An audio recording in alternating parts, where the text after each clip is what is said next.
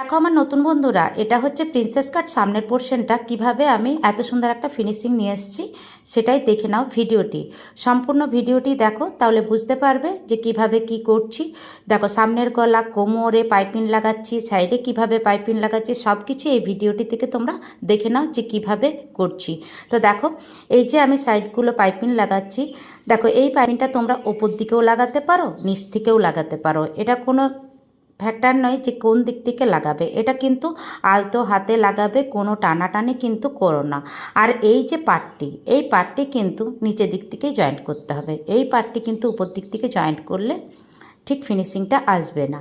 তো দেখো আমি পাইপিংটা লাগানোর পর আমি কিন্তু পার্টটি নিচের দিক থেকে জয়েন্ট করছি। দেখো নিচের দিক থেকে জয়েন্ট করার কারণ হচ্ছে উপর দিক থেকে যদি আমার একটু বেরোও যায় তাহলে কিন্তু ওটা শেপ দেওয়া যাবে, কারণ এই যে সামনের পার্টটা রেডি করে পিছনের পার্টে কিন্তু বসিয়ে যেইগুলো বাড়বে সেইগুলো কিন্তু শেপ করে কেটে নেবে। দেখো পাইপিংটা আমি বসিয়ে নিয়েছি, এবার কিন্তু আমি উল্টো দিক থেকে একটা চাপ সেলাই দিয়ে দিচ্ছি।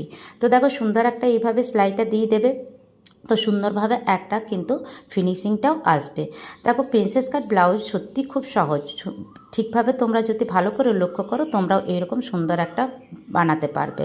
তো দেখো আমি এই পাটটাও কিন্তু বসিয়ে নিয়েছি। এবার দেখো আমি কোমরে পাইপিংটা কিভাবে বসাচ্ছি সেটা দেখো, একটু আমি কেটে নিলাম বাড়তি কাপড়টা।